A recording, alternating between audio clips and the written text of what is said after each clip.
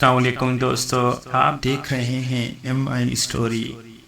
Indo بڑے اطمینان سے ایک بحری جہاز پر سفر کرتا ہوا سمندر کے درمیان واقع دور ایک جزیرے کی طرف جا رہا تھا۔ یہ مسافر بردار جہاز تھا۔ انڈو کے ساتھ اس جہاز میں اور بھی بے شمار مسافر سوار تھے، کیونکہ اس جہاز نے اس جزیرے کے قریب سے گزرنا تھا۔ اس لیے انڈو اس جہاز میں سوار ہو گیا تھا اور جہاز کے کپتان نے اس سے وعدہ کیا تھا وہ اسے جزیرے پر اتار دے گا۔ اس جزیرے کا نام تو کوئی اور تھا، لیکن اس جزیرے کو سب لوگ بوڑھی جادوگرنی کا جزیرہ کہتے تھے، کیونکہ کہا جاتا تھا کہ پرانے زمانے میں اس جزیرے پر ایک بوڑھی جادوگرنی رہتی تھی جو بے حد ظالم تھی اور لوگوں کو زندہ جلا دیتی تھی۔ اس لیے یہاں کی ساری آبادی بھاگ گئی تھی۔ پھر وہ جادوگرنی مر گئی، لیکن اب بھی طویل عرصہ گزر جانے کے باوجود اس جزیرے پر کوئی آبادی نہ تھی۔ وہ ویران تھا، کیونکہ لوگوں کے مطابق اب بھی بوڑھی اور ظالم جادوگرنی کی روح اس جزیرے پر رہتی ہے، اور جو بھی اس جزیرے پر جاتا تھا وہ رات پڑتے ہی مر جاتا تھا۔ لیکن اس کے ساتھ ساتھ یہ بات بھی بے حد مشہور تھی کہ یہ بوڑھی جادوگرنی بے حد امیر تھی اور اس کا بہت بڑا خزانہ اب بھی اس جزیرے پر واقع پہاڑوں کے درمیان موجود ہے۔ بے شمار لوگوں نے وہاں جا کر وہ خزانہ حاصل کرنے کی کوشش کی، لیکن وہ سب پر اصرار طور پر مر گئے۔ جب عمرو کو اس خزانے کی خبر ہوئی تو اس نے اپنی لالچی طبیعت سے مجبور ہو کر فیصلہ کر لیا کہ وہ اس جزیرے پر جائے گا اور وہاں سے خزانہ حاصل کرے گا۔ وہ عمرو عیار تھا، اس لیے وہ کسی جادوگرنی سے نہ ڈرتا تھا، اور اب وہ خزانہ حاصل کرنے کے لیے اس بحری جہاز پر سوار ہو کر جزیرے پر جا رہا تھا۔ وہ جہاز کے سب مسافر، حتیٰ کہ جہاز کے کپتان نے بھی اسے جزیرے پر جانے سے ڈرایا تھا، لیکن عمرو عیار نے کسی کی ایک بات نہ مانی، کیونکہ وہ ہر صورت خزانہ حاصل کرنا چاہتا تھا۔ ابھی وہ جزیرہ کافی دور تھا کہ اچانک سمندر میں ایک خوفناک طوفان آ گیا۔ یہ طوفان اس قدر شدید تھا کہ جہاز کو نہ بچایا جا سکتا تھا اور جہاز کے ٹکڑے ٹکڑے ہو کر سمندر میں غرق ہو گیا۔ عمرو یار نے بڑی مشکل سے ایک چھوٹی سی کشتی پر قبضہ کر کے اسے سمندر میں ڈال لیا تھا۔ وہ اس کشتی میں ہونے کی وجہ سے سمندر میں ڈوبنے سے بچ گیا۔ جہاز اپنے مسافروں سمیت غرق ہو گیا تو عمرو عیار چپ و تلاتا ہوا سمندر میں آگے بڑھتا چلا گیا۔ طوفان بھی ختم ہو گیا۔ یوں لگتا تھا جیسے یہ طوفان آیا جہاز کو غرق کرنے کے لیے، اور سوائے عمرو کے باقی اور کوئی مسافر بھی زندہ نہ بچ پاتا۔ اگر عمرو طوفان کے آثار دیکھتے ہی اپنی عقل مندی کی وجہ سے کشتی پر قبضہ کر کے اسے سمندر میں نہ ڈالتا تو وہ بھی یقیناً اس جہاز کے دوسرے مسافروں کے ساتھ سمندر میں غرق ہو جاتا۔ لیکن اب بھی وہ بے حد پریشان تھا، کیونکہ دور دور تک کوئی جزیرہ یا زمین نظر نہ آ رہی تھی، اور عمرو کے پاس نہ پانی پینے کا تھا اور نہ کھانے کا سامان۔ کشتی بھی چھوٹی سی تھی۔ سب سے زیادہ بدقسمتی یہ تھی کہ اڑانے والی سنہری چپلوں کی میعاد بھی ختم ہو گئی تھی۔ یہ چپلیں 1 سال تک کام کرتی تھی، پھر اس کی میعاد ختم ہو جاتی تو انہیں 1 ماہ کے لیے رکھ دیا جاتا۔ 1 ماہ گزرنے کے بعد یہ چپلیں دوبارہ استعمال ہوتی اور 1 سال تک کام کرتی۔ اس لیے سنہری چپلیں وہ گھر ہی رکھ آیا تھا، ورنہ تو اسے بحری جہاز پر سفر کرنے کی بھی کیا ضرورت تھی، اور وہ ان چپلوں کی مدد سے اڑ کر جزیرے پر پہنچ جاتا۔ عمرو کشتی چلاتا ہوا آگے بڑھتا چلا جا رہا تھا کہ اچانک اسے دور سے انسانی چیخ سنائی دی۔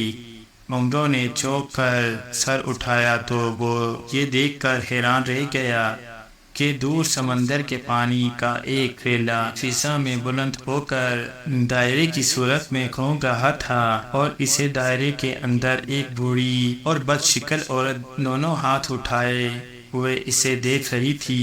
اس کے منہ کے دونوں کناروں پر دو بڑے بڑے دانت تھے، سر کے لمبے بال اور دونوں بازوؤں پر پھیلے ہوئے تھے۔ اس کے جسم پر سفید رنگ کا لباس تھا۔ اس کے پیچھے پہاڑ نظر آ رہا تھا۔ چیخوں کی آوازیں اس دائرے سے ہی آ رہی تھی۔ ابھی عمرو یہ دیکھ ہی رہا تھا کہ یکا یک دائرہ عمرو کی طرف بڑھنے لگا، اور پھر پلک جھپکنے میں وہ عمرو پر چھا گیا۔ عمرو کو یوں محسوس ہوا جیسے وہ پانی میں ڈوب گیا ہے، لیکن چند لمحوں بعد اچانک اسے محسوس ہوا کہ وہ خشکی پر کھڑا ہے، تو اس نے حیرت سے ادھر ادھر دیکھا۔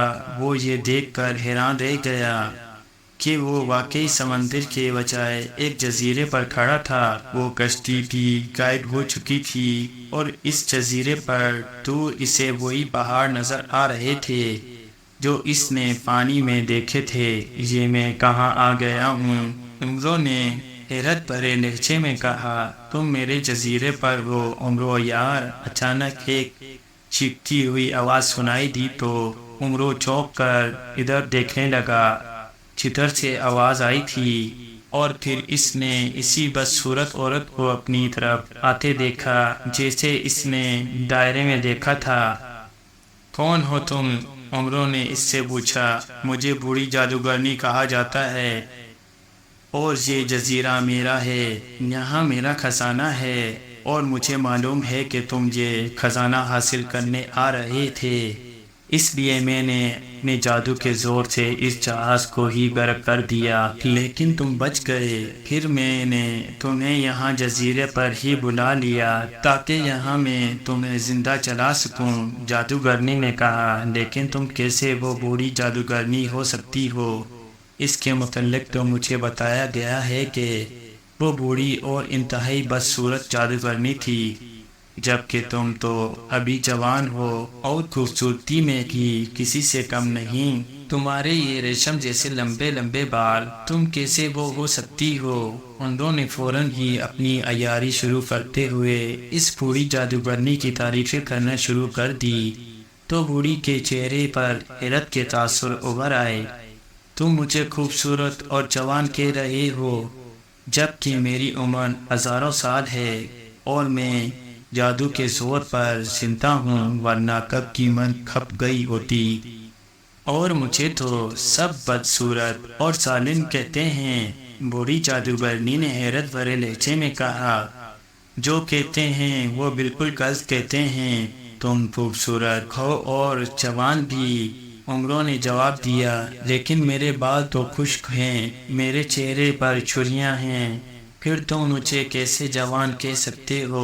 بوڑھی جادوگرنی نے کہا، یہ معمولی باتیں ہیں، میں حکیم الحکمہ ہوں، دنیا کا سب سے بڑا حکیم۔ میرے پاس ایک نسخہ ہے کہ جس کے لگاتے ہی تمہارے بال انتہائی خوبصورت اور چمکدار ہو جائیں گے، تمہارے چہرے پر موجود جھریاں بھی ختم ہو جائیں گی، تمہارا یہ دبلا پتلا جسم بھر جائے گا، اور تم اس قدر خوبصورت ہو جاؤ گی کہ پرستان کی شہزادی بھی تمہارے سامنے بدصورت نظر آنے لگے گی۔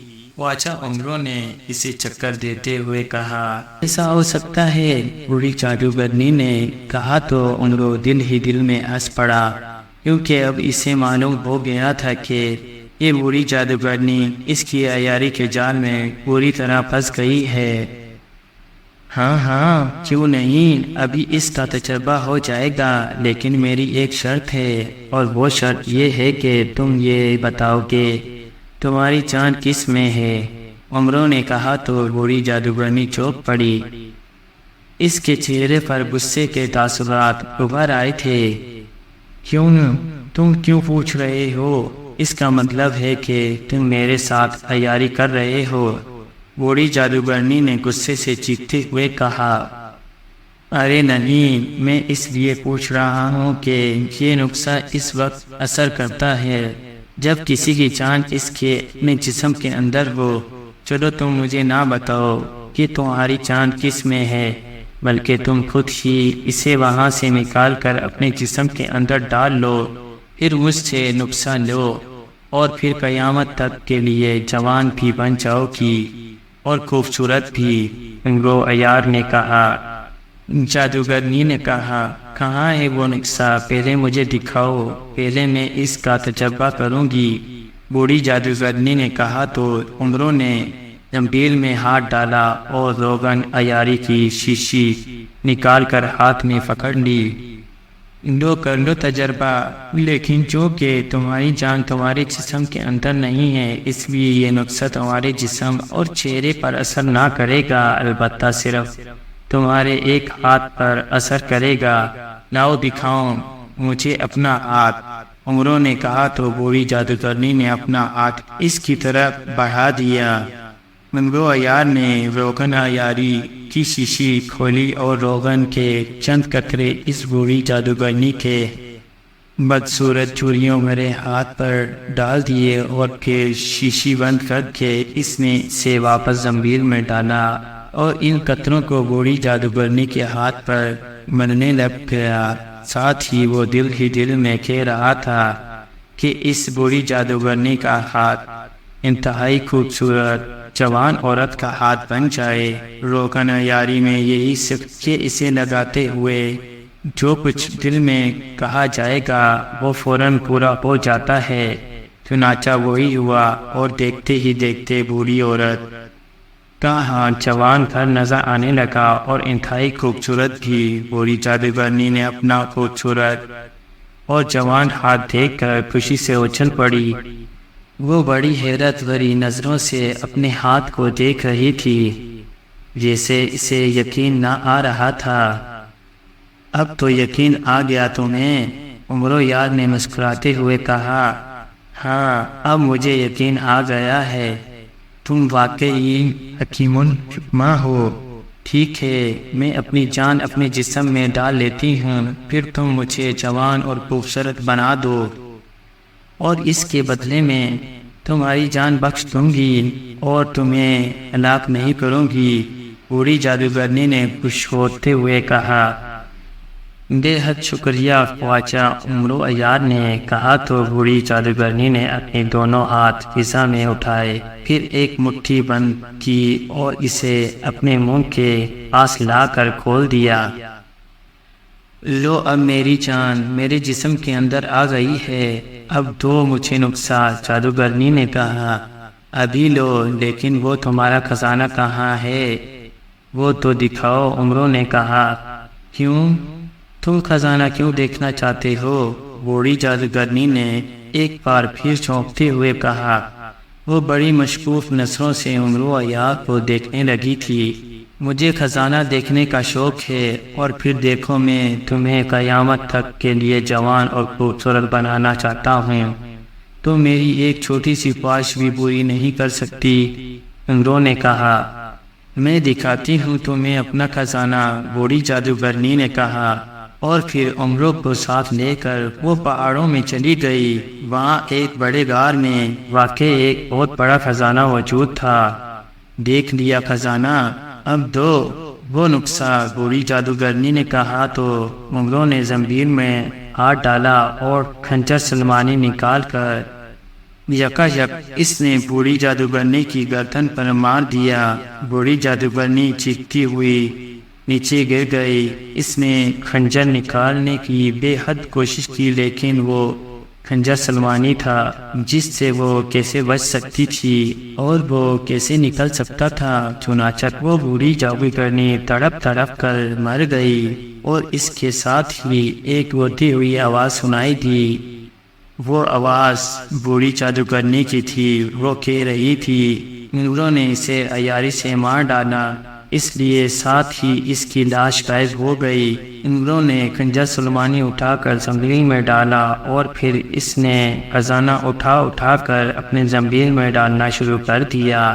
جب سارا خزانہ اس نے زنبیل میں ڈال لیا تو وہ پہاڑوں سے نکل آیا، اور پھر اس کی خوش قسمتی یہ تھی کہ اسے ایک بحری جہاز دور سے آتا ہوا دکھائی دیا۔ اس کا رخ جزیرے کی طرف ہی تھا۔ انہوں نے ہاتھ ہلانا شروع کر دیا تو جہاز جزیرے کے قریب آ کر رک گیا اور وہ اس میں سوار ہو گیا۔ اس نے کپتان کو ایک اشرفی دی تو کپتان اسے اس کے ملک پہنچانے پر رضامند ہو گیا اور اس نے عمرو کو ایک اچھا سا کمرہ بھی دے دیا۔ عمرو اب بے حد خوش تھا کہ اس نے اس بری جادوگرنی کا بھی خاتمہ کر دیا اور اس کا پورا خزانہ بھی حاصل کر لیا، اور پھر اس ویران جزیرے سے بھی نکل آنے میں کامیاب ہو گیا۔ اس کا پورا خزانہ